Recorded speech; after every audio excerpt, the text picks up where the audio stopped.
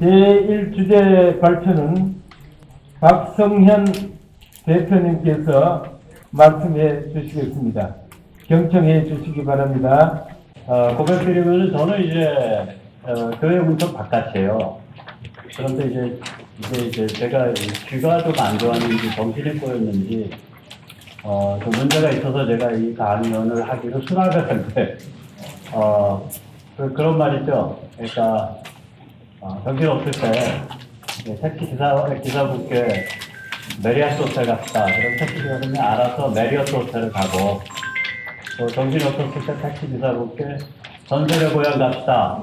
그러면 택시 기사분이 알아서 예술의 전당을 간다고 이런 얘기가 있듯이 제가 말씀드릴 때 교회법 연구원이란 말을 기독교 공법 연구원으로 들은 거예요.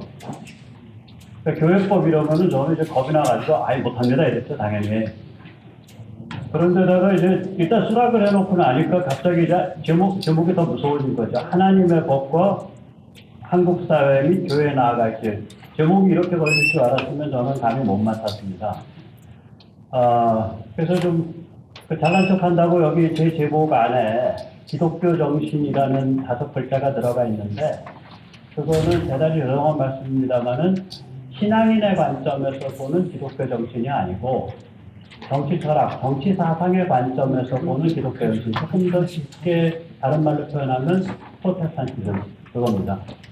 그럼 조금 더 신앙인 아닌데 그런 말 왜 할 수 있어? 자기 이제 말씀하실 수 있잖아요. 그럼 저는 이제 뭐라고 말씀을 드리면 우리 법치가 지배하는 사회 이런 얘기 하잖아요.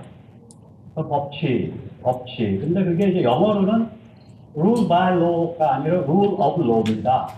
그래서 rule by law는 예를 들어서 어떤 아주 잔인한 독재자가 독재자의 20대 조상을 욕하면 사형에 처한다라는 법률을 만들어 놓고 그 법에 따라서 사람을 잡아 죽여도 rule by law입니다. 그것도 법치예요. 그럼 우리가 말하는 법치는 뭐야? 영어로는 rule of law예요. 그때 law가 뭐냐 이게? natural law입니다. 자연법 정신. 그러면은 서양에서 자연법이라는 게 뭐야? 그게 지금 여기 주체에 걸려있는 하나님의 법이에요. 자연법의 뿌리가 하나님의 법. 다시 말하자면 교회 문턱 안에 있던 밖에 있던 프로테스탄티즘이 끼친 영향을 많이 못 벗어나요. 이 현대문명에 굉장히 심각한 영향을 끼친 거거든요. 그런 예를 몇 가지 들어드릴게요. 개인, 자유, 인권 이거 다 이 프로테스탄티즘 정신하고 직결돼 있어요. 그 다음에 우리나라 이제 법복이군 판사, 구매하신 판사님들의 상당수가 사법주권이라는 용어를 중국 공산당의 사법주권, 즉 다시 말해서 대한민국 영토 안에서 대한민국 법이 먹어주는 상황, 이거를 사법주권이라고 써들고 있는데 그런 사람들은 중국에 가셔서 판사하셔야 돼요. 자유민주공화국에서 사법주권은 judicial sovereignty는 이게 뭐냐면 판사 한 명이 개인 실존의 차원에서 자기가 받아들인 자연법 정신에 의해서 판단할 수 있는 권한이 있다는 게 사법주권이에요. 영토의 개념이 아니에요. 개인 정신에 관한이에요. 그럼 이런 것들이 이제 제가 몇 가지 예를 들어드렸지만 전부 이제 프로테스탄티즘, 기독 정신이랑 관계가 있다고요. 그래서 저는 비록 교회 문턱 바깥에 있지만 지금 그 연관에 관한 부분까지는 제가 질문을 해드리고 말씀을 드릴 자격이 있다고 생각을 합니다. 50차 때. 이왕 하느님이 아까 우리 김 목사님께서 말씀하신 것 조금 더 얘기를 들어드리죠. 제가 제일 미워하는 악덕은 우돌식정이에요. 예를 들어서 우리는 정이야. 그래서 너는 묶어놓고 또는 머리 깨서 죽인다. 정이 가면 불타서 완장 잡어. 혹은 너는 뭐니까 죽창 들어서 찌르겠다. 뭐 이런 거죠. 우돌식정이. 그 이제 영어로 보면 그게 이제 self righteousness라고 그러거든요. 그러니까 셀프 인증 공이에요. 그걸 흔히 이제 가만둔 긴 사람들이 독선이라고 표현하는데 독선 아닙니다. 셀프 인증 공이에요. 자 그러면은 우리 신앙하시는 분들은 야 그 이상한 말인데 바로 느끼실 거예요. 제가 김철원 교수랑 선후배 됩니다. 장로교 신학대학. 자 김 교수. 야, 공의가 뭐야? 그거 저기 인간의 속성이야? 아니면 하나님의 속성이야? 김 교수가 갑자기 그냥 그런 질문을 받아본 적이 없나 봐요. 한 5초 날씨 딱 듣더니 그거는요, 하나님이 인간한테 비처럼 내려주는 겁니다. 공의, righteousness. 공의는 그 얘기 뭐냐면 인간의 속성이 아니거든요. 그 얘기 뭐냐면은 그런데 어떤 집단이 나서서 어떤 그룹이 나서서 야 우리가 공의로운 존재야. 공의는 우리의 속성이야 하고 이게 완장을 차고 다니면 그게 뭐가 되겠어요? 셀프 인증공이죠. 그러니까 그걸 셀프 라이터스네스라고 그러죠. 이게 유럽에서는 19세기 말에 나온 단어예요. 똑같아요. 독일어에서도 똑같습니다. 젤프스트 게리티카이트. 똑같아요. 그러면 자 19세기 말하면 유럽 기독교 다 망한 상태예요. 아니 19세기 중엽에 지금 현대 기독 사상의 아버지인 키에르케가르를 덴마크 교회 루터교가 파문을 시켰는데 아시지만 그 당시에 파문되면요 죽었을 때 묻힐 수 있는 묘지가 딱 4개밖에 없습니다. 개묘지, 고양이 묘지, 유대인 묘지, 집시 묘지.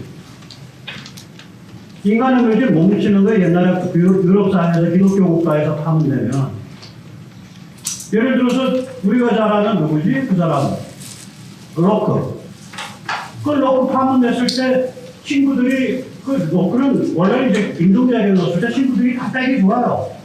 그래가지고 야 너 죽어서 묘지에는 묻혀야 될 거 아니냐. 그래서 저기 신부님 모시고 되니까 고해성사 해라. 그래서 로크가 그러죠. 인종자리에서. 이 양반이 이제 성깔이 못 잡아먹어갖고 이제 그 신부님이 왔는데 아니 배일이 들리는 거라. 왜 신부한테 죄를 고아지켜 고해성사 합시다 그러니까 당신이 나한테 고해성사 받을 수 있다는 하나님이 말하는 면허증 내보셨던 거예요. 야, 너 면허증 까봐. 그래서 신부가 빡쳐갖고 그냥 버리고 갔어요. 그래 이제 이 로크가 죽었는데 로크는 묻는데 로크가 아니야. 로크는 영국 사람이거든. 몽테스교회도 아니고 제가 이제 이렇게 사람 머리가 헷갈려요. 아무튼 간에 그 유명한 계몽을 했어요. 그래 친구들이 이 양반을 빼놔갖고 어디다가 그러니까 관짝에다 실어서 이제 함부로 이게 못 나가요 시체가 성문을. 그 파리성 그 성문을 사바사바 해가지고 관짝을 빼갖고 교회로 나가서 이제 출주정뱅이 시골 그 신부가 있는데 가서 그 신부님은 조금 포도주랑 이제 돈이랑 바치고 그 교회 묘지에 묻었다고. 그 성당 묘지. 제가 이제 무슨 말씀드려요? 19세기 후반에 되면 기독교 다 망했을 때예요. 그래서 그 사람들이 완장차고 설치는 거 할 때, 야, 그거 셀프 인증공이야, 셀프 인증공이. 그래서 셀프 라이트스네스라는 말을 붙인 거예요. 완장기. 자기 정의감. 이거에 날뛰는 거. 그랬는데 이거 생각해 보세요. 그 단어를 보세요. 그게 기독교 정신이 없으면 그 단어가 만들어집니까? 공의롭다라는 건 인간의 속성이 아니고 셀프가 인증할 수 없다라는 그 관념이 없으면 그런 인간의 악덕을 부르는 용어를 칭할 때 셀프 인증 공이라는 단어를 만들 수 있었겠냐고요. 이렇게 프로테스탄티즘과 기독교 그 전통이 우리한테 굉장히 깊게 박혀 있는 거예요. 그게 아까 말씀하신 바리새 근성이에요. 페라시. 그래서 서양 단어의 변천사를 보면 이 바리새 근성을 제일 처음에 불렀던 단어가 저런 것들이에요. 프라이드, 교만. 그걸 뭐라고 부르지 못해가지고 프라이드라고 불렀었어요, 한때. 그러다가 그게 19세기 말에 돼서야 바리새 근성에 대해서 일반인들 용어로 그거 셀프 인증 공이야, 셀프 라이터스네스야 이렇게 부르는 겁니다. 그래서 제가 지금 오늘 말씀드리고자 하는 기독교 정신 프로테스탄티즘이라는 것은 신앙인의 관점에서 본 프로테스탄티즘이 아니고 이런 우리가 살아가는 현대 문명이 어떻게 형성돼서 발전되었는가를 보는 정치 철학 혹은 정치 사상을 보는 관점에서의 기독교 정신입니다. 그러니까 거기까지는 제가 말씀드릴 수 있을 것 같아요. 그 다음에 이제 이 제목을 일단 잘 풀이해야 오늘 이제 말씀을 드리니까 네오글로벌리즘 이게 뭐 요새 말하는 신냉전이에요. 어떻게 보면. 근데 저는 신냉전이라는 건 이제 군사 지정학적인 데는 너무 모아되어 있으니까 이 어떤 흐름을 뭐라고 표현할까 하다가 네오글로벌리즘인데 최근에 이게 이름을 제가 지었어요. 죄송합니다. 이게 전 세계에서 제가 개인 주장하는 거는 야, 그럼 네가 뭔데 그런 소리더라. 제가 차이나 디커플링이라는 용어를 2014년부터 썼습니다. 지금 미국 가는 거 보면 저건 차이나 디커플링이다. 그래가지고 요새 이제 차이나 디커플링, 디커플링 되는 그때 백모가 박승현이가 한 건 했다 그랬는데 갑자기 올해 3월 30일부터 유럽과 미국이 용어로 확 변경해 버리더라고요. 중국 보고 야 너 우리 너 죽이려는 거 아니야? 너 겁먹지 마. 이래야 되니까 디커플링 결별이라는 용어 대신에 디리스킹 위험 관리, 차이나 중국 위험 관리라는 걸로 용어를 바꿨어요. 그래서 제가 출사를 떠나니까 실패했는데, 그러니까 제가 이런 그 용어나 이런 거에 대해서는 좀 개코가 있습니다. 그래서 제가 이렇게 보니까 글로벌리즘이 이제 챕터가 세 번째야. 버전 3.0이야. 이게 이름 뭐라고 달아야 되는데, 그러다가 최근에 이거는 이제 가치 지향 글로벌리즘, 밸류 오리엔티드 글로벌리즘이라고 해야겠다. 그런 용어가 있었는데, 그러니까 오늘 드리고 싶은 말은 지금 그러니까 2022년 우크라이나 전쟁 때부터 되게 본격화되고 있는 거죠. 이런 가치 지향 글로벌리즘 시대에서 저같이 교육부터 바깥에 있는 정치 철학, 정치 사상을 하는 사람의 관점에서 봤을 때의 프로테스탄티즘과 그리고 도덕적 보수주의가 해야 될 역할 혹은 그게 뭔가, 그 관계가 뭔가, 그 전망을 오늘 잠깐 말씀을 여쭈도록 하겠습니다. 먼저 이제 그 말씀 여쭈기 전에 이제 제가 이제 처음부터 한 21페이지까지 한꺼번에 쭉 털어봤던 건데요. 그럴 것도 없고요. 의외로 저는 이제 그 정신 혹은 가치, 원칙 이런 거가 그 인간의 아주 본질이라고 생각을 해요. 나도 배부른 소리 하지 마. 배부르면 다 배워. 그냥 움직임이 중요하지. 잘난 척하는 사람들이 하는 소리야. 이 닥치고 물질주의라고 저는 불러요, 이거를. 혹은 물신숭배, 띠띠시름이라고 부를 수도 있겠죠. 이게 뿌리가 굉장히 깊습니다. 인간의 역사만큼이나 깊죠. 인간이, 제가 기독교에서 참 무릎을 치면서, 기독교 정신 혹은 서양 그 언어 습관에서 무릎을 치면서, 야, 그건 먹어줘 하는 게 뭐냐면 하나가, 아시지만 영화에서 바디 앤 소울, 육체와 영혼이라는 이원론을 쓰잖아요. 몸뚱이와 우리말로 하면 몸과 넋이에요. 근데 우리말은 그 영혼을 두 개로 가르치거든요. 집단 영혼은 어리라 그러고요. 개인 영혼은 넋이라고 불러요. 그 두 개의 영혼을 다 갖고 있는 언어가 몇 개 없을 거예요. 네, 얼과 넋. 이게 다르단 말이에요. 근데 그러니까 옛날 우리 그 선조들이 모두 많이 고민하신 분들이에요. 그러니까 언어가 그렇게 나왔지. 뭐 고민 안 하고 언어가 그냥 그렇게 생겼겠어요. 얼과 넋이라는 개인 단위의 이제 이게 뭐냐면은 나의 이 넋 안에는 여러 성향의 쪼가리들이 엮여져 있다라는 게 현대 심리학이거든요. 그러니까 나한테는 굉장히 숭고한 철학자의 그런 그 성향도 있고 그런 그 쪼가리도 있고 살인자, 연쇄살인범, 강간범, 뭐 도둑놈, 뭐 사기꾼, 뭐 교사, 엔지니어, 군인, 전사, 뭐 이거 다 엮여 있는데 보통 사람들이 그래요. 그래서 그 현대 심리학에서 개인화, 인디비듀에이션이라는 건 뭐냐면 자기를 구성하고 있는 여러 가지의 이런 그 어뢰 쪼가리들을 하나로 엮어서 융합해서 하나의 통합된 인격체가 되어가는 과정을 현대 심리학에서 개인화, 인디비듀에이션이라고 해요. 그게 개인의 완성점이에요. 인디비듀에이션, 개인화가. 또 우리는 개인들 자격이 있고 개인들은 과정 속에서 살아가는 거지. 그것이 개인화가 완성되면 이제 그 성인 분자가 되는 거예요. 개인화 완성되면. 어쨌거나 이제 저는 그런 관점에서 보는데, 그래서 물질을 하는 사람들한테 제가 뭐 물질이 우선이다, 정신이 우선이다, 태초에 말씀이 있었다. 우리 생각해봐야 돼. 태초에 말씀이 있었다. 무서운 얘기입니다. 태초에 말씀이 있었다. 왜냐면 옛날 사람들의 언어도 죄송합니다. 이건 갑자기 신앙이 아니라 성서학적 얘기니까. 말씀이라는 건 정신을 뜻하는 거거든요. 그러니까 이게 이제 그거 뭐가 성경이나 나오는 거지? 약간 물질이지. 옛날에 완전 빅뱅을 했고 뭐 어쩌고 저쩌고. 저는 우주로 따질 생각이 없는 거예요. 저는 우주로를 가지고 정신이 우선한다고 주장할 생각이 없는 사람들한테 저도 잘 모르겠어. 제가 아는 건 뭐냐? 인간의 두 집단이 있다고 쳐보세요. 하나는 물질에 의해서 물질주의에 함몰된 닥치고 물질로 나가는 집단이야. 그래서 옆에 집단은 뭐냐면 한 개인의 물질적 충동과 욕망을 아우르는 훌륭한 규칙과 가치와 정신의 얼개를 짤 줄 아는 집단이야. 이게 도태돼요. 그럼 시간이 100년이 지나서 그럼 지배한 건 뭐야? 물질과 정신과 가치네. 근데 또 성공하면 또 타락해서 또 물질, 닥치고 물질로 흘러가. 그냥 인생은 제가 참 개탄을 하는 게 전 세계에서 유일하게 대한민국에서 그 말을 그렇게 했을 텐데 저는 얼마나 감격했는지 몰라. 저는 시내에 잘 안 나가다가 어느 날 나가니까 전부 미학이라고 써있어. 에스테틱. 그래서 저는 한국 사람이 어느 날 갑자기 철학가 된 줄 알았어요. 그랬더니 손톱, 피부가 담는 게 에스테틱이구나. 일살이. 그게 물질주의의 극치죠. 미학이 뭐 중요하냐. 네 피부와 네 손톱 발톱이 미학이야, 임마. 여기가 그런데요, 한국이.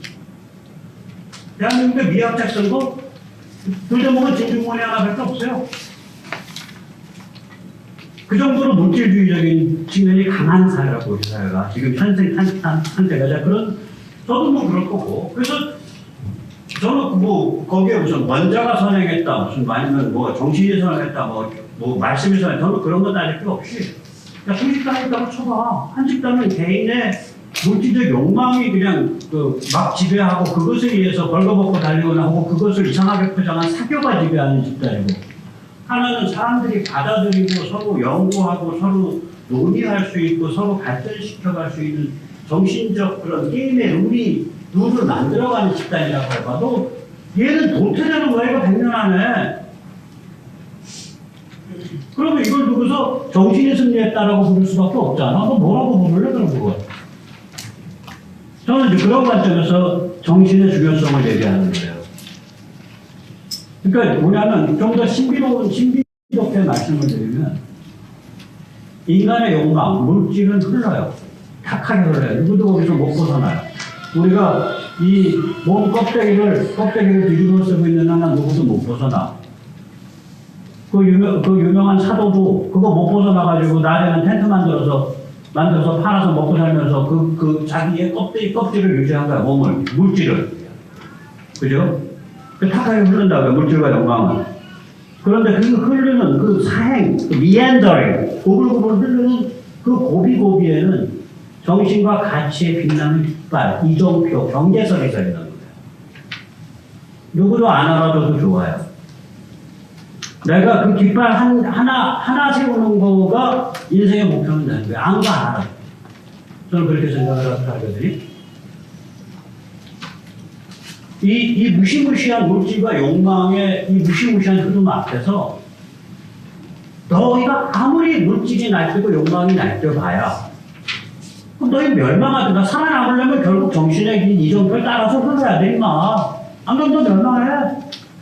너 멸망해도, 한민족 멸망해도 인류는 여전히 가.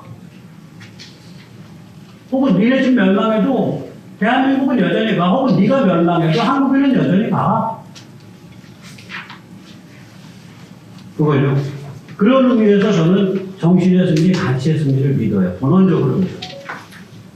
자, 이제 제가 오늘 드리는 그것의 이제 그 제목과 약 20페이지까지의 이제 전체적인 틀을 좀 말씀을 드린 거예요. 21페이지부터 말씀드리겠습니다.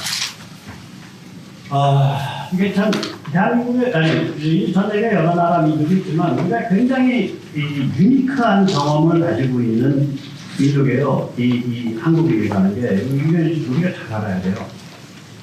일단, 우리가 아주 옛날부터요, 조금 달라요. 중국이나 일본하고. 이제 그 상고사로 올라가면 이제 저는 많이 이제 투닥거리고 싸우는 편인데, 참고로 제가, 상징의 탄생이라고 부르는 The Birth of Symbol. 진화생물학에 바탕한, 그러니까 분자생물학에 바탕한 진화론 책을 쓴 놈이에요. 그러니까 인간이 600만 년 동안 어떻게 진화할까? 그러니까 제가 교육부터 바깥에 있다고 말할 수밖에 없어요. 그다음에 너 진화론 썼다면서 왜 그렇게 정신력이야? 저는 인간이 어떻게 상징과 소통을 쓰게 됐는가를 그냥 이게 유추한 그 현대 그 과학에서 밝힌 것들을 얼개설개 사이트에서 쓴 거예요. 그러니까 저는 인간이 뭐 직립을 했고 어쩌고 이런 육체적 진화에 대해서 관심이 없어요. 그 정신, 뭔가 육체를 넘어서 뭔가 그거 어떻게 만들어졌는데? 그거에 관한 책이거든요. 그래서 이제 그런 관점에서 보면 제 입장에서는 한민족은 그 마지막 빙하기가 굉장히 극심해졌던 시기가 있어요. 25,000년에서 한 10,000년 전 사이인데 그때 들어온 현생인데요. 그러면 이게 전 세계에서요. 우리를 어떤 한 공간에서 한 25,000년쯤 가진 그러한 집단은 거의 유일해요. 왜 그러냐면 메소포타미아는 왔다 갔다 하는 거예요. 북아프리카도 왔다 갔다 하는 거예요. 어떤 한 공간에서 차곡차곡 쌓여서 이게 내부적으로 근데 굉장히 특이한 집단이 있다. 진짜 저도 봐도 신비롭다라는 생각을 하는데 일단 말이죠. 얘기를 하면 여기는 흔히들 말하자면 중국으로부터 무수한 외침을 받았다. 그 말참 뻥입니다. 중국으로부터 외침 받은 거요. 거란 데부터예요. 그 전에 왜 외침 안 받아? 아니 천지사방이 산과 계곡과 여기 관목숲과 자갈밭과 뭐 시냇가인데 기마병력이 못 들어와요. 여기 대규모 기마병력이 왜 못 들어와? 포스쇼 편자가 없어. 그 편자 그 전에도 가끔 나와요. 근데 대량은 못 채워요. 왜냐? 편자를 기마병한테 채우려면 이동식 화덕이 따라다녀야 돼요. 이동식 대장간이. 이동식 대장간이 따라다니려면 코크스가 있어야 돼요. 코크스를 만든 게 9세기, 10세기예요. 그래서 10세기 말에 거란 침공이에요. 그 전까지 못 들어오는 게 여기 기마병은 이상한 땅이에요. 그러니까 이 유목민족의 관점에서 보면 여기는 대규모 목축을 못해. 그 다음에 어디야 중국 평야에서 이렇게 저기 착취하고서는 절대 권력자의 관점에서 보면 여기 농사는 애들 농사 같아. 저기 저기 농사라 그래요. 밭대기 요만한 거에다가 어디 착취해 먹을 것도 없어. 그런데 여기 사는 사람들의 관점에서 보면 산, 들, 강, 뻘, 바다 5개를 엮으면 포트폴리오로 이 척박한 듯 보이는 이 공간에서 상당한 인구 밀도를 도달하는데요, 여기가. 굉장히 특이한 데입니다. 그래서 우리가 민족적 아이덴티티가 무지하게 강해요. 전 세계에서 제일 요란하게 강해요, 여기가. 제가 장담 드릴게요. 오늘 우리 달러 30년 구했잖아요. 만약에 여기서 조금이라도 중요한 유의미한 얘기가 나왔으면 이게 교회 문턱 아니다 교회 문턱 바뀌던 전파돼 나가면서 이런 것들이 쌓이면은 무시무시한 전파력을 가지는데 그 전파 속도 컨덕티비티 컨덕티비티라고 그거죠. 전기에서 이게 이쪽에서 자기장이 흐르면 전류가 생겨난다든지 전류가 흐르면 이쪽에서 자기장이 생겨난다. 이걸 컨덕티비티라고 그러거든요. 전류가 흐르는 현상, 자기장이 전이 되는 현상. 이게 굉장히 강한 자예요. 빠르고 실시간이고. 그래서 우리는 그런 독특한 여서 근데 이게 아시잖아요. 지금 중국 코너가 보면 무섭잖아. 옛날엔 더 무서웠다고요. 옛날엔 더 무서워. 블랙홀이에요. 가만히 있다가는 정복당해서 동화돼요. 그래서 지배하려 들어가면 지배하고 나서 동화돼요. 그냥 블랙홀이에요. 그러니까 이름이 차이나지 본질은 뭐냐? 컨티넨탈 블랙홀이에요. 대륙의 블랙홀이에요. 그럼 우리는 그 중국의 심장부랑 우리가 베이징에서 서울이 1000km가 안 됩니다. 1000km가 안 되는 범위에 사는 애들이, 그러니까 베이징에서 우리가 샹하이 그 정도 거리밖에 안 돼요. 그런데 동화를 안 되고 버텨오고 아까 말씀드린 그런 종류의 아주 독특한 지리적 환경에서 있으면서 겁이 나잖아. 그러니까 살아야 되잖아. 그래서 물론 여기 다 프로테스탄티즘이지만 우리 불교도 굉장히 독특해요. 이게 뭐냐면요. 우리 저기 불교 하시는 분들이 많이들 모르는데 이게 우리 불교가 그리스 부디즘이에요. 이게 이제 불교가 대승으로 갔다가 그게 중앙아시아 거쳐가지고 화엄이 돼가지고 그게 서안에 들어와요. 지금 장안. 그러니까 옛날 장안, 지금 시안. 그거 신라승들이 갔다가 왔단 말이에요. 근데 이 그 인도 서쪽에서부터 중앙아시아가 그게 뭐냐면 우리가 무역적으로 보면 대환국, 대환마, 대환이에요. 그 대환이 뭐냐면 그레이트 이오니아예요. 위키피디아에 넣었어요. 이오니아가 그리스 아닙니까? 그러니까 대그리스 지역이라는 뜻이에요. 그게 뭐냐면 알렉산더 동방원정군이 거기에 지금 우즈베키스탄 언저리에 동방 알렉산드리아가 있었어요. 나일강 아래 있는 알렉산드리아처럼 동방 알렉산드리아가 있었어요. 그럼 그리스 원정군들이 거기 들어서 주저앉아가지고 나라를 만든 거예요. 이 사람들이 불교에 미친 거예요. 불교가 논리적이니까, 철학적이고. 그래서 거기서 그리스 사상하고 융합이 돼요. 그러니까 뭐 아프가니스탄 이런 데에서 간다라 양식에 출발한 거잖아요. 간다라 양식이 그거 아니에요. 그리스 조각인데 불교처럼 생긴 거. 그게 간다라 양식 아닙니까? 그러니까 이게 우리가 대승화음인데 이게 이제 이게 아주 잔인하게 박살나버리거든요. 이슬람 때문에. 그러니까 우리가 일본지 된 거야, 일본지. 그래갖고 13세기에는 그게 저거까지 가는 거예요. 그 8만 대장경까지. 그러니까 우리 이제 문화의 큰 원류 중에, 뿌리 중에 하나가 되거든요. 지금 프로테스탄티즘이 그 또 하나의 큰 뿌리를 형성한 거예요. 무지하게 그 뿌리를. 마찬가지로 한 1000여 년 동안 굉장히 큰 뿌리를 형성해왔다, 그 개가. 예, 그리스 불교가. 우리가 흔히 대승화엄이라고 부르는 게. 지금 제가 이 얘기를 무슨 말씀을 드리냐면, 세상에 1889년에 띄어쓰기를 호머 헐버트, 제가 제2의 국보라고 생각하는 그 위대한 선교사가 띄어쓰기, 뭐 맞춤법 기호 이런 거를 시작을 했는데, 그게 1889년에 산인들이지. 그리고 국부요. 우남 이승만, 이승만을 이름으로만 안 부릅니다. 호를 아까 반드시 부릅니다. 앞으로 우남이라고 부를게요. 그러라고 호가 있는 거니까. 우남과 동급의 국부고 우남의 평생 동지예요, 그 양반이. 이제 우리의 프로테스탄티즘의 기본 틀이 감리교 영향이 작기 때문에 그 양반에 대한 조명이 좀 덜하죠. 그 자기 종파에 대한 관념이 이 프로테스탄티즘의 종단에 대한 개념이 세니까. 저는 이번에 그 미국 연설하면서 그 윤석열 대통령이 그 기독교 선교사 얘기할 때 참 우리 기독교 선교사 역사 모르네, 공부 좀 하지. 어떻게 호모 헐버트 얘기를 하네. 아니라 호모 헐버트가 최고였잖아. 지금 우리가 보는 성경에 하나님이라는 단어 박아는 게 언더우드랑 싸워서 박아는 게 호모 헐버트예요. 전 세계 모든 번역 성경 중에 로컬 언어로 그 양반에 대한 별칭이 있는 유일한 번역 성경이 한글 성경이에요. 아까 여기 소소공회에서 190개 언어 성경 찍는다고 말씀하셨지만 2천 몇백 개. 제가 한번 아까 못 물어봤어, 차마. 그 2천 몇백 개의 성경 언어 중에 The One,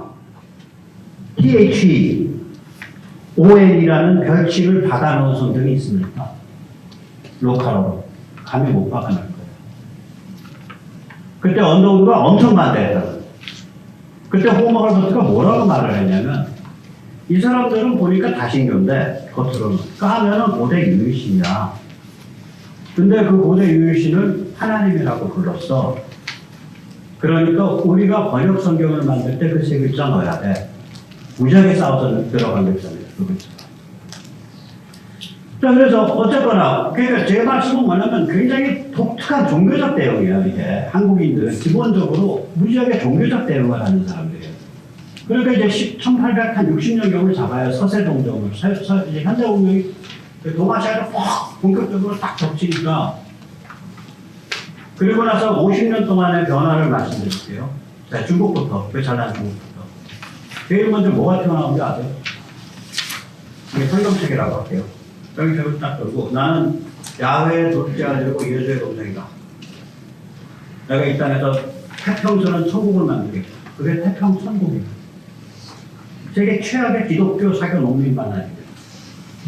오늘 하나님의 뜻을 보겠다. 너 보니까, 너 관상 보니까 좀 이상해. 나와봐. 목을 탁 잘라. 피가 이렇게 끊었어. 하나님의 뜻이 오늘 저기로 가는 거야.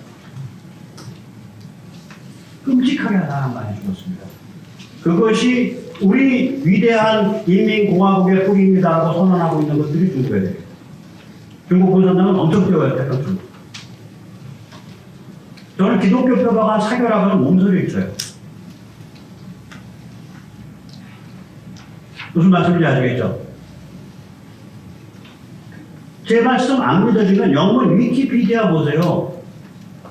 기독교 반란이라고 나와요, 태평천국 보면. 성경도 그렇습니까? 그 다음에 중국 그 다음 뭐였어요? 아, 우리 중국 사상이 좋지. 중체 소용. 아, 그리고 서양 애들은 물질이야. 우리 정신을 잃지 않는데. 별 리가 있나? 그 다음에도 서양한테 저 깨지니까 뭐 했어? 서태후 태후가, 황제의 엄마가 동네 깡통을 불러서 저하고 서양 것들 다 때렸어. 우화다냐? 그거 가지고 멋있게 그림 그려놓으면 뭐 띠악 하고 날아가는 거. 정무문 이소룡 그 우화다냐는 그린 영화예요. 그걸 미화한 영화. 이소룡의 정무문이 그때 선교사들 여자들 간간히 죽이고 부인 애들 젖먹이들 들어가지고 폭도가 돌에다 매다 쳐서 애 머리 깨죽이고 그 수천 명 죽였어요. 수천 명. 그리고 뿐만 아니에요. 수천 명은 안 되죠, 선교사. 가족까지 하면 4자리 가족. 야소쟁이. 그 당시에 이제 교회 나간다는 건 서민 아니에요. 야소쟁이를 잡아 죽인 게 수만 명이에요. 제가 티벳에 대해서 참 그 티벳 불교에 대해서 저는 티벳의 독립은 지지하지만 자유와 티벳 불교라고 이를 갈아요. 무지하게 간혹한 신정의 지체였어요. 그러니까 모택동국 몇 명 안 되는 것한테 자빠진 거예요. 1950년대.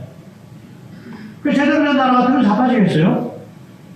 모택동국의 절반은 고지에서 숨도 못 쉬고 헥헥거렸을 텐데. 무지하게 부패하고 잔혹한 신정의 지체제예요. 불교를 내거는 티벳 그 체제라는 게.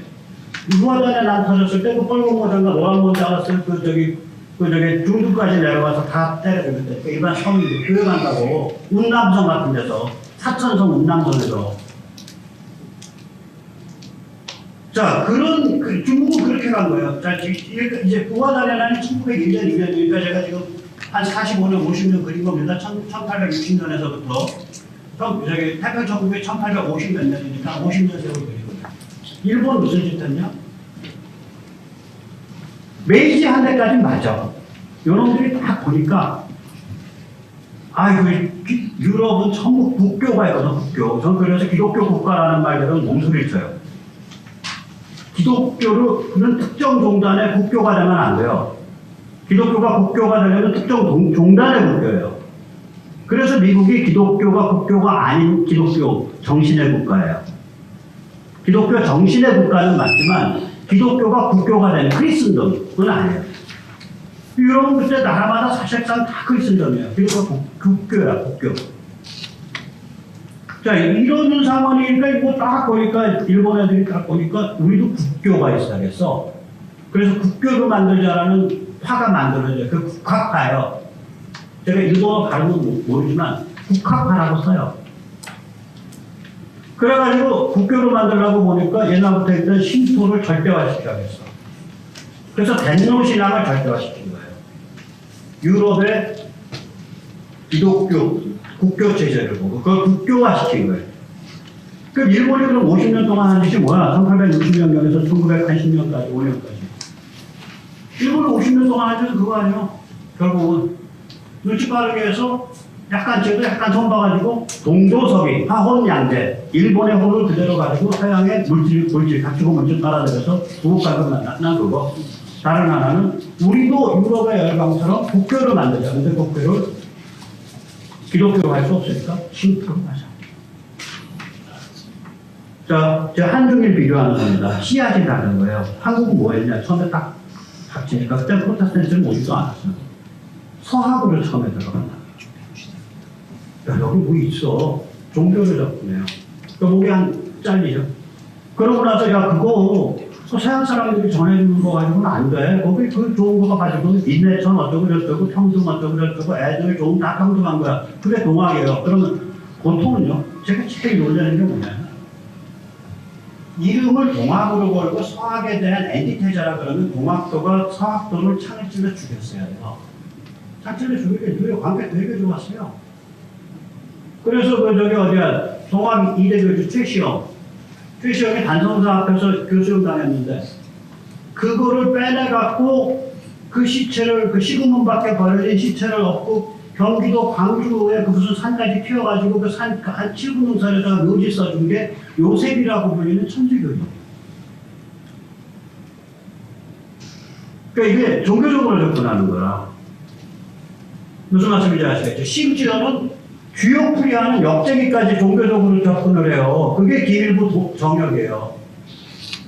김일부 정역 아주 재밌는 관점이에요. 뭐냐면 문화팔배는 내가 센터에 서고 나 누가 쳐들어올 거야. 너는 다 잡아 죽여야지 하고 360도로 이렇게 도는 관점이에요. 관점이. 혼자가 센터에 원하고 역동하신 분들은 아실 거예요. 정역팔배는 뭐냐면요. 8명이 센터를 보고서 강강술래를 도는 거예요. 그러니까 지금 그냥 천한 역쟁이 맞아. 천한이 아니에요. 원래 제가 이제 과격하게 표현하면 종교적으로 접근합니다. 그런 토양 위에서 맨 마지막에 그냥 프로테스탄티즘이 그것도 세계 최강의 인재들.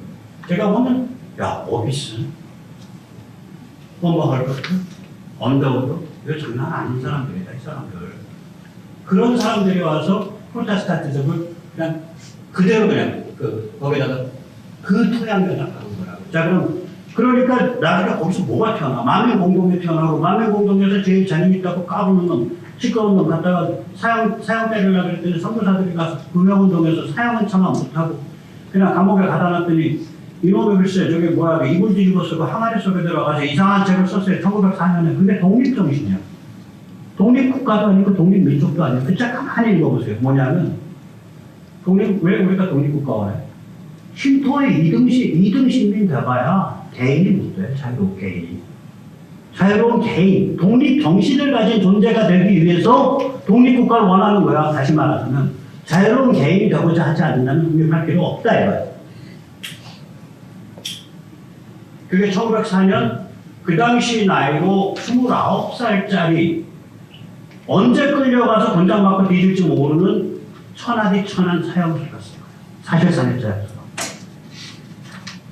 그래서 이제 그 다음에 나라가 망하게 생겼으니까 이제 또 문화 문제 하는 사람들이 이제 고종을 꼬신 거지. 아, 이놈이 저 젊은 애가 보셨지 않아요? 제 길에 중국 쪽에 미국 선교사들이 있는데 쟤를 미국에 지금 빨리 사절을 보내면 됩니다. 보내면 되긴 뭘 돼.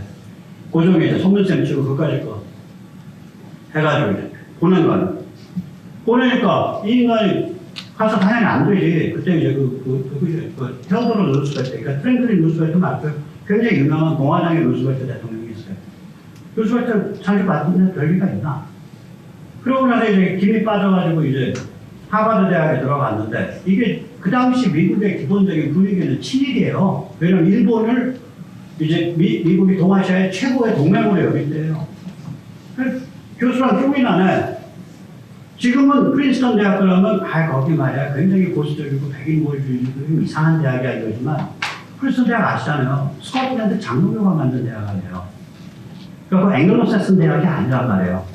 앵글리칸 대학이 아니라고. 장로교 대학이란 말이에요. 그러니까 그때 굉장히 진취적인 대학이에요. 거기에 들어가서 우드로 윌슨이 지도교수는 아닌데 운함을 먹여 살려줬어요. 어떻게 먹여 살리냐면 저기 교회 말이야. 뉴저지에 있는 무슨 교회 오건 일요일 날 가서 간증 한번 해. 그럼 남이 신나게 이제 간증을 해요. 그러면 이제 그때 돈으로 간증 한 번 하면 지금 돈으로 500, 600, 300 이렇게 준 거예요. 그러니까 몇 번 다니고 나면 학비도 벌어지고 그때 학비 되게 비쌀 때예요. 생활이 돼. 그러니까 운함의 빠뜨문이었던 거죠. 운함의 지도교수는 나중에 FRB, 그러니까 미국의 연방준비은행, 그게 우드로 윌슨 때 만든 거거든요. 지금 FRB가 미국 연방준비은행이 그 페드라 그러는 게 그 페드가 전국적으로 지부가 8개밖에 없어요. 그 중에 서부 지부가 샌프란시스코 있어요. 그 샌프란시스코 지부의 지부장 나와요. 운함의 지도교수는. 자, 운함이를 왜 하냐? 운함이 1910년에 무시무시한 논문을 써요. 그 논문이요? 1970년대에 인용되는 걸 제가 구글에서 드렸어요. 자, 어떤 논문이 1910년에 나왔는데 1970년에 인용이 돼. 제가 대한민국에서 요새는 이제 그런 무식한 소리 하는 사람 없는데 기독교 팔면서 운암 팔면서 얘기하던 그 원로들 제가 진짜 구역질해놔요. 이 원로들이 뭐라 그랬습니까? 옛날에. 그거라고 얘기는 안 할게 다 아실 거예요. 아, 운암은 중립국가를 주장했습니다. 아니 그 논문이나 이런 거고 논문의 중립성이에요. 그 논문 제목은 뭐냐면 미국의 영향을 받은 중립성의 원칙이에요. Neutrality as influenced by the United States. 읽어봤어. 읽어보니까 그게 아니야. 이게 뭐냐면 그때 중립성은 뭐냐면 자유항행, 자유무역이에요. 오늘 키포인트입니다. 그러니까 세계는 그때 자유항행, 자유무역이 아니에요. 자기 식민지는 자기 거야, 배타적인. 영국 식민지 독일 사람 들어가서 비즈니스 하면 죽어. 프랑스 사람 비즈니스 하면 죽어. 그거를 벗어난 유일한 개방형 반식민지가 중국이에요. 그 국제국민 개방형 반식민지를 이거 다 내 거야 라고 들어간 미친놈이 그게 일본이에요. 일제. 그래서 싸움이 잠깐 붙은 거예요. 태평양 전쟁까지. 그러니까 이게 이제 다 그런 자기의 그런 그 배타적 나와바리 게임인데 이럴 때 1910년이면 지금 45년도 아니고 그때 운암이 딱 뭐라고 하냐면 앞으로의 문명은 자유항행, 자유무역 질서가 지배하는 그러한 세계 질서로 나아가고 그런 세계 질서의 원칙과 추동력은 미국으로부터 나온다. 그게 그 논문의 핵심 주제입니다. 이 논문은요, 7년 후에 있을 제1차 세계대전에 왜 7년 후에 1914년에 전쟁이 시작하지만 1917년에 미국이 참전하거든요. 이유가 자유항행을 독일이 깬 거잖아. 독일 제국이. 자유무역을. 왜 미국이 참전하게 되는지 예언한 거고. 그 다음에 마찬가지로 태평양 전쟁을 예언한 거고. 그 다음에 1945년 태평양 전쟁이 끝나고, 제2차 세계대전이 태평양 전쟁이 끝나고 도래하게 되는 샌프란시스코 체제, 식민지 없는 세상, 자유항행, 자유무역의 세계를 예언한 거예요. 자, 그러면 한중일이 어떻게 다른지 아시겠죠? 우리 비록 망국을 했어. 나라를 잊어버렸어요. 그러나 우리는 처음부터 그 서양의 현대 문명이 닥쳤을 때 처음부터 정신적으로 가는 거라는 거예요. 종교를 중심으로. 그래서 문명의 본질을 본 거예요.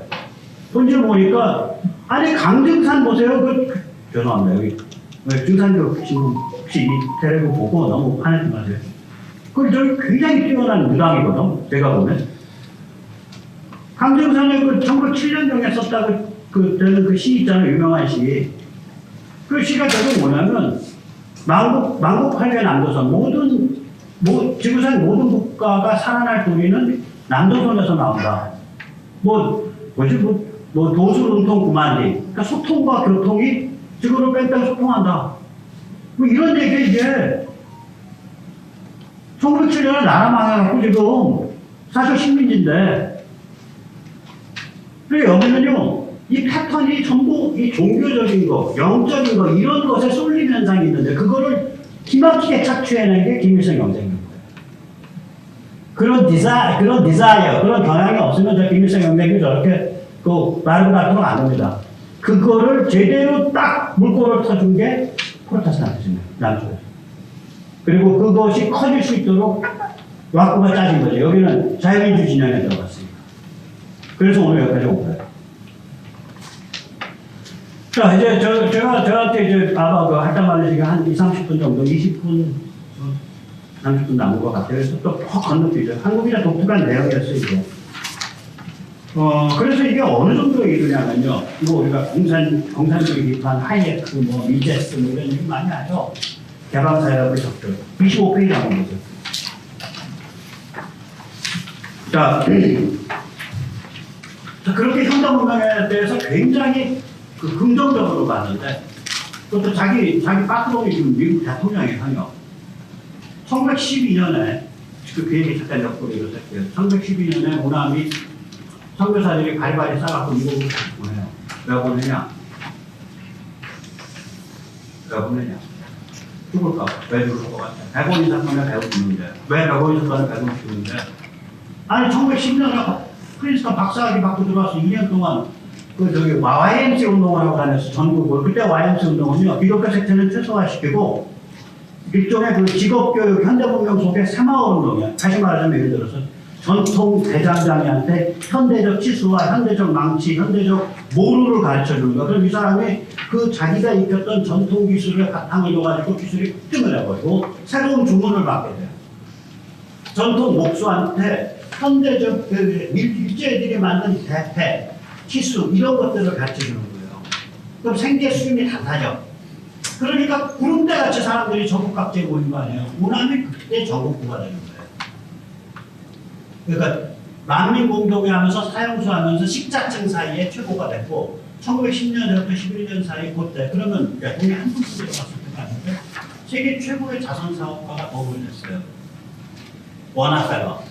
그러니까 록펠러 아니 워나메이커. 록펠러랑 같은 급의 인간이에요. 유대계고요. 미국 유통업의 아버지입니다.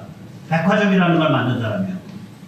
그러니까 이 사람이 얼마나 록펠러랑 같은 급의 자선 사업가예요. 그래서 그 버나드 쇼의 피그말리언이라는 그러니까 그 희곡에 등장하는 자선 사업가의 이름이 워나펠러예요. 워나메이커와 록펠러의 합성어야. 그 이름이 그 이름을 해. 그 워나펠러는 왜 돈 냈는데 우남한테 우드로 윌슨의 오른팔인 시민운동을 창출한 인간 존 머튼가 우남 제 밀어야 된다 그랬어. 존 머튼은 우드로 윌슨의 오른팔이에요. 그 전에 시민운동다운 시민운동이 없어서 그걸 확립한 사람이에요. YMCA 만든 사람이에요. YMCA 창설자예요. 전 세계 YMCA 창설자가 존 머트예요. 존 머트가 그 우남의 그 저기 번역서에 보면 그 당시에 존 머트의 시민운동론에 관한 번역서들이 줄줄이 있어요. 그 존 머트가 이제 자기가 직접 이제 한국 여기 나오기 너무 바쁘니까 자기도 오른팔이 플래처 브록만이라는 사람을 붙여줘요. 그래서 플래처 브록만은 근데 일본도 갔다 중국도 갔다 한국도 갔다 해야 돼. 우남이 한국에서 좌장이지. 그래서 그때 뭐가 세워졌는데? 그때 YMCA 종로이가 세워졌어요. 그때 아마 저기 그 지금 연세세브란스 있는 병원도 그때 현대화됐을 거예요. 그러니까 무시무시한 돈을 가지고 휩쓰는 거예요. 그러니까 이게 이 기독교쟁이를 가만두면 나라 망하거든. 이제 일제 입장에서. 그러니까 쟤들 내가 잡아라 그래서 이게 105일이 전부 좀 아시잖아요. 그 모텔 다니시니까 105일이 기독교 잡기 하는 운동 아니에요. 105일 중에 아마 104.9명은 다 기독교인이니까 장로코 뭐 이렇게 될까? 목사 아니면 0.1명 정도만 비기독교인일 거예요. 그 이제 배우는 우남인데 저 우남은 일제 입장에서 맹방 중에 맹방인 미국의 백을 달고 있으니까 함부로 못 치는 거다. 그러니까 이제 그 선교사들이 우남을 포장해서 미국으로 집어 던진 거예요. 너 거기 가서 있어라. 거기 가자마자 우남 뭐 하는 줄 아세요? 그때 이제 우드로 윌슨이 당선됐어요. 당선되니까 이제 지금 우리가 말하는 아셈이나 코엑스의 큰 컨벤션이에요. 제일 큰 게 그 당시에 워싱턴 포아탄 호텔의 컨벤션 홀이에요.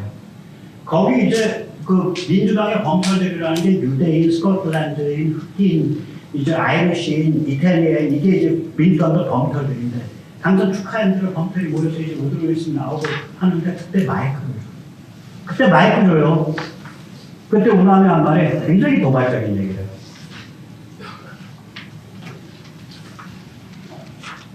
The Judea people gave the Oxtant Jesus.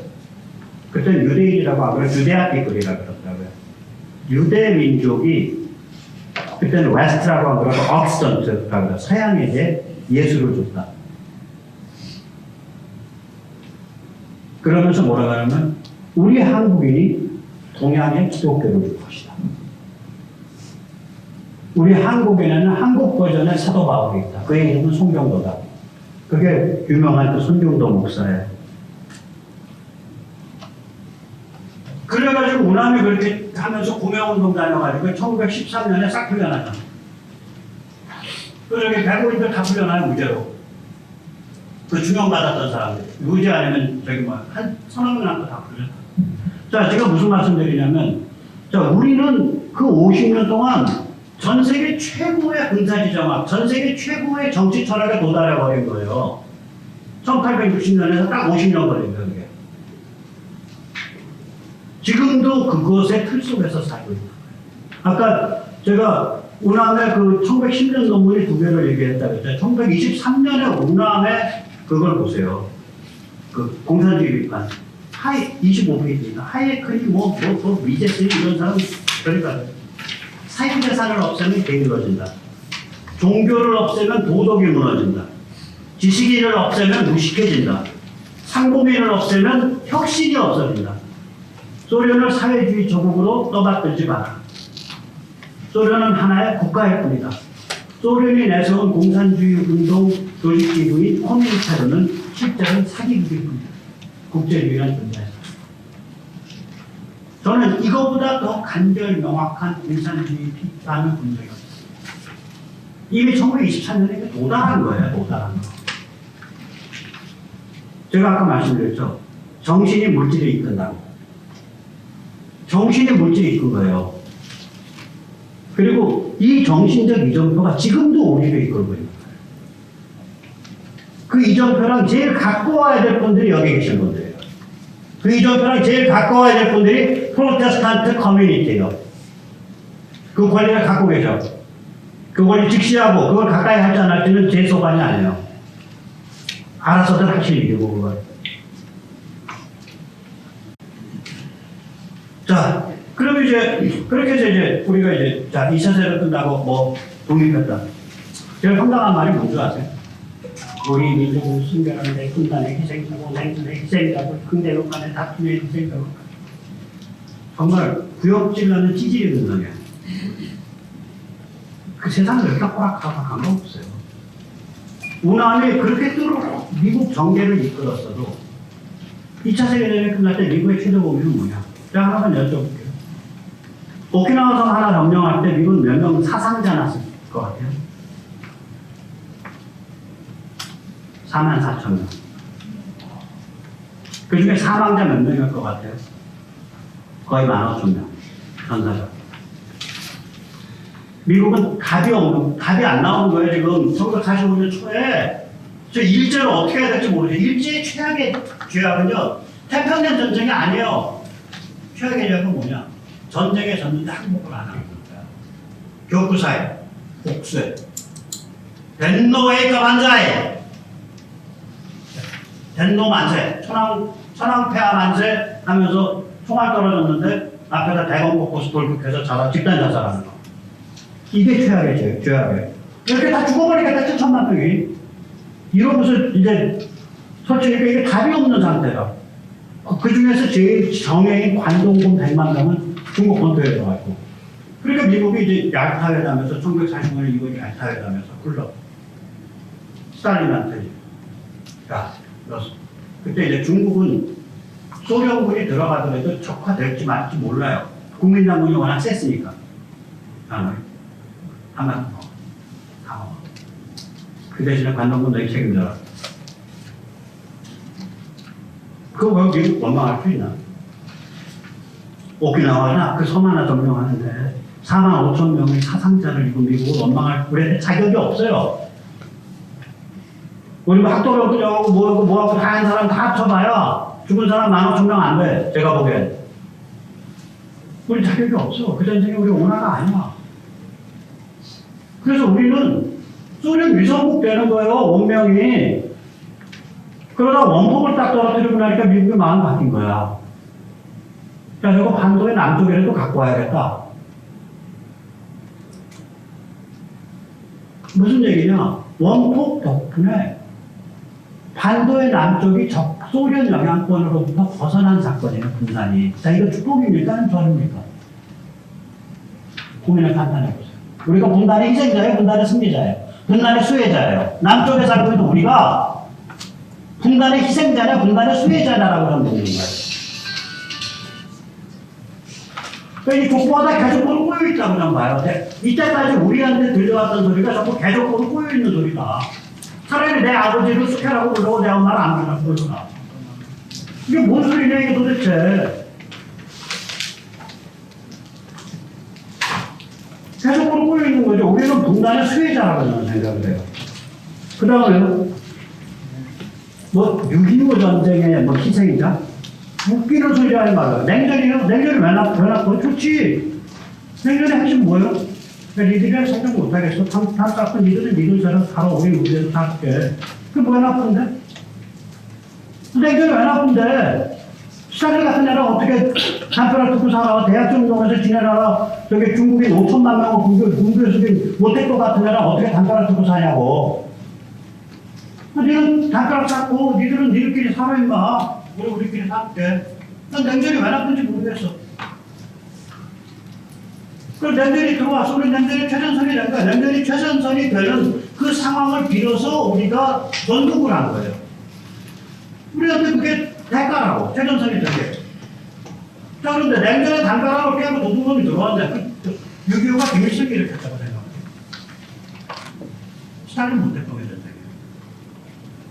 1950년 12월 장진호 이후로 거의 24 곱하기 32개월 동안 우리의 주적은 중공군이지 북한인민군이 아니에요. 왜냐면 북한인민군은 동부했어. 1950년 10월이면 저기 그 인천 삼육작전 때문에 우리 32개월 동안 우리 주적은 중공군이에요.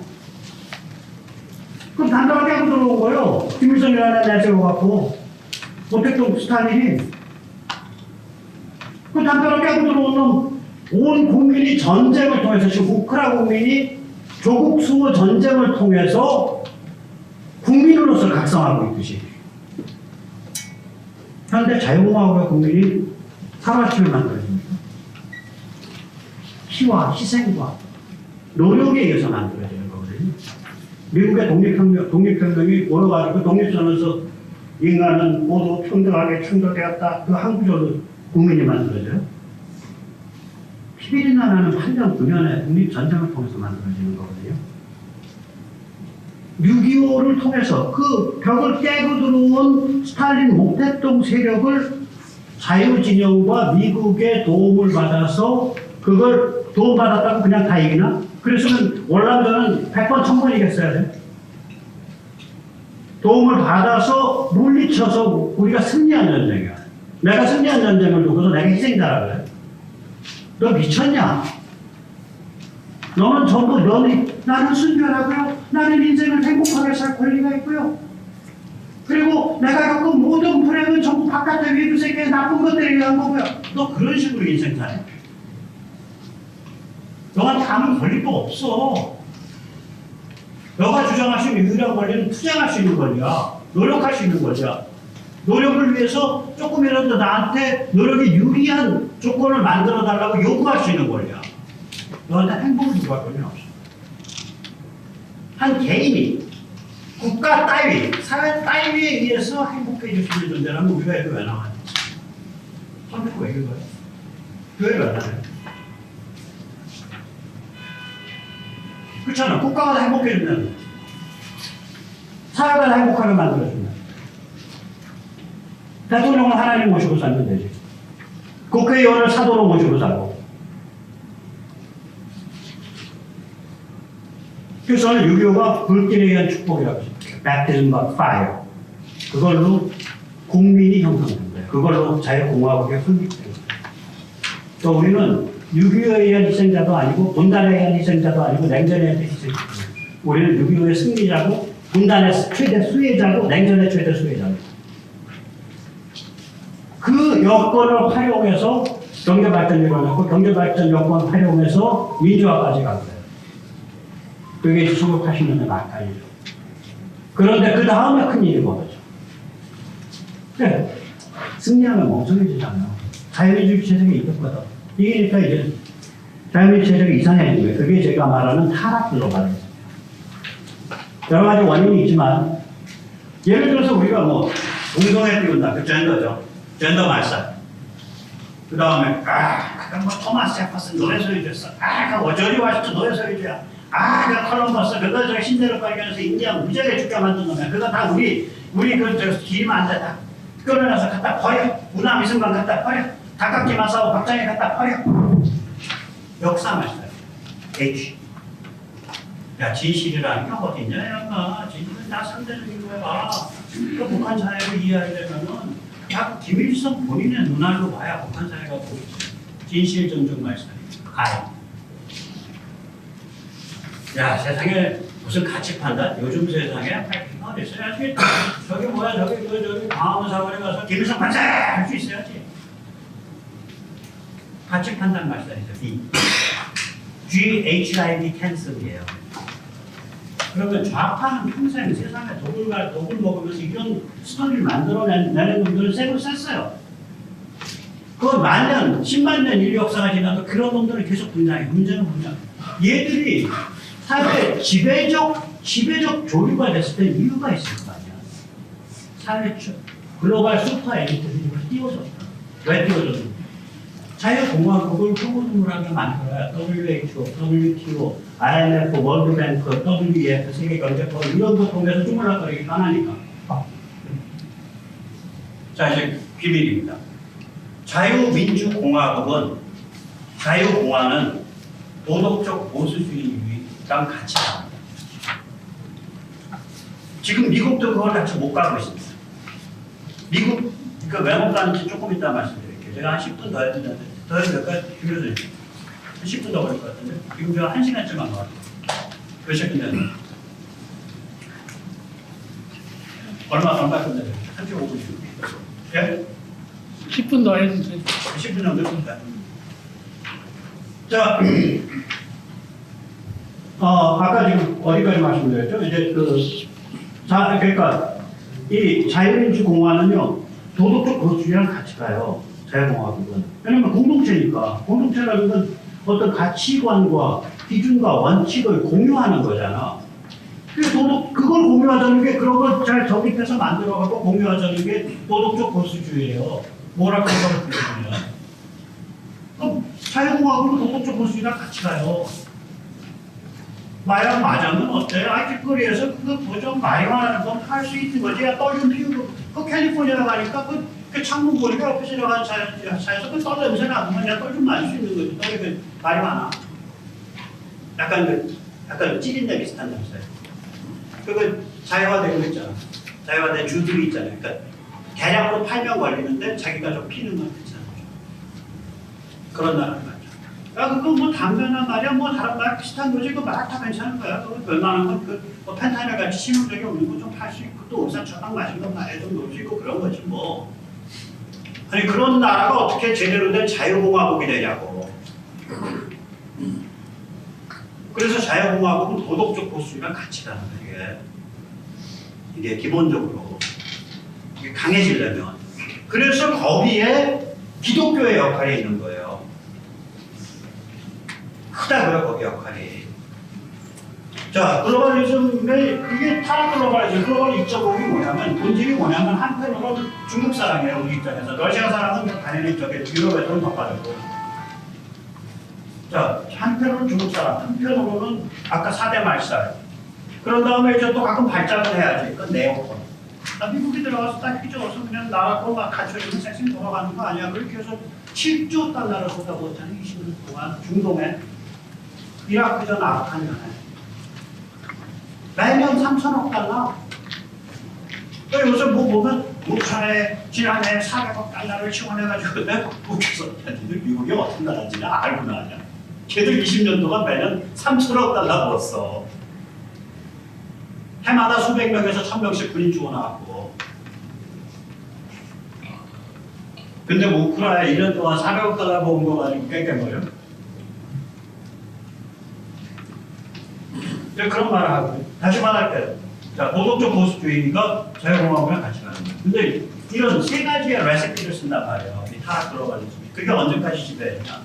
2022년까지예요. 트럼프 때 좀 흔들렸어요. 근데 트럼프는 여기도 나오지만 천박한 고립주의자예요. 트럼프는. 미국은요. 좀 이따 나요. 자, 그러면 이게 지금 2022년 우크라 전쟁 터지고 그 전에 미중 대립 딱 붙으면서 여러분 미중이 사랑에 빠지면 미국과 중국이 열애에 빠지면 한중이 열애에 빠져요. 한중이 사랑에 빠지면 이게 다 교회가 망가진 것도 다 여기에 뿌리가 있어요. 미중 사랑의 본질이 뭐야? 야, 그 모택도 5천만 명 죽이고 저기 대학질 때 저거 2천만 명 죽이고 아무 문제 없어. 실제로 미국이 그 짓 했어요. 아버지 부시 때 1989년 7월에 천안문에서 2만 명 죽였다는 거 뻔히 알면서 백악관 안보보좌관 스코크로프트를 등소평에 보내가지고 너무 그럴 수도 있지 뭐 잘 지내자고 그 시그널 보낸 게 아버지 부시예요. 미국이 이렇게 미칠 듯이 중국 사랑에 빠지면 한국은 미칠 듯이 물질을 쫓아갈 수밖에 없어요. 한중 미러를 갈 수밖에 없어. 한중 미러를 가면 우리 민족끼리 침묵해야 돼. 그 30년 세월 1989년에서 1990년경서부터 공산党무너지기 시작할 때부터 2020년까지 어떤 세월이냐면 미국의 전략가 입장에서 보면 한국은 본능적인 반공, 반전체주의, 반중 에너지를 갖고 있는 애들이에요. 얘들은 수갑을 채워서 끌어안쳐놔야 돼.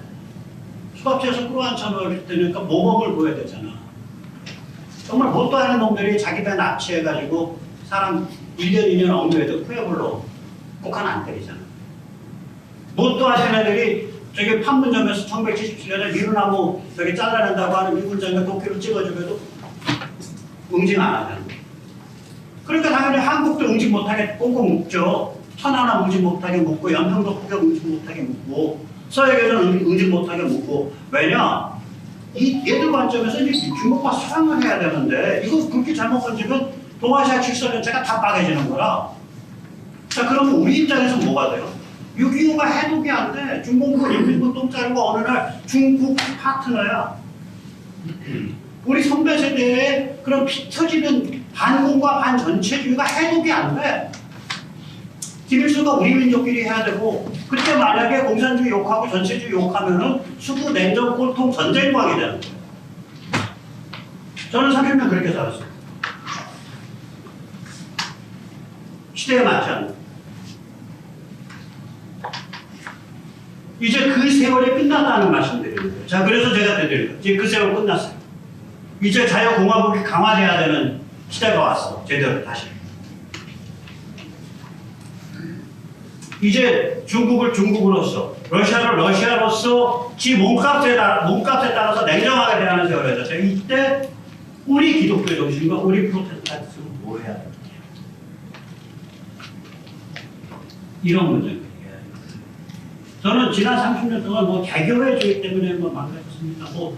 그럼 대한민국 교회만 망가졌나? 미국이 더 망가졌잖아. 근데 김진영 목사가 그러더만 유학을 갔는데 어떻게 목사가 그 교수한테 그렇게 몰았다는 거 아니야? 수십 년 전에 목사가 어떻게 동성 커플 결혼에 주례를 섭니까? 너 왜 이렇게 천리시하냐? 천리시가 이게 뭐냐면 너 왜 이렇게 촌스러운소리야? 교수가 그래서 그날로 짐 싸서 돌아왔다는 거야, 김진영 목사. 미국령. 거기도 도망가져 있잖아요. 리버럴 신앙. 미국은 무슨 문제냐면요. 기독교 도덕적 보수주의가 고립주의랑 연결돼 있어요. 여기가. 왜냐면 우리 하나님의 축복을 받은 우리는 바깥에 너무 시비에 끼지 말고 개입하지 말고 미국 땅이라도 신심이 깊게 이 기독교 공동체 꾸려가지고 이거를 잘 갖고 나가는 게 중요하다. 이런 관점이에요. 그래서 이때까지 글로벌리즘, 세계 질서는 전부 공화당 고립주의 쪽이 아니고 민주당의 빅 비전을 가진 인간들. 우드로 윌슨, 테오도로 루스벨트, 존 F 케네디 이런 인간들이 물꼬를 튼 거예요. 단 한 명 예외가 있다면 로널드 레이건. 그거 아니겠죠. 자, 그러니까 오늘 제가 드리고자 했던 말씀은 대개 이런 문맥입니다. 너무 심각한 말씀드려요. 죄송합니다. 네,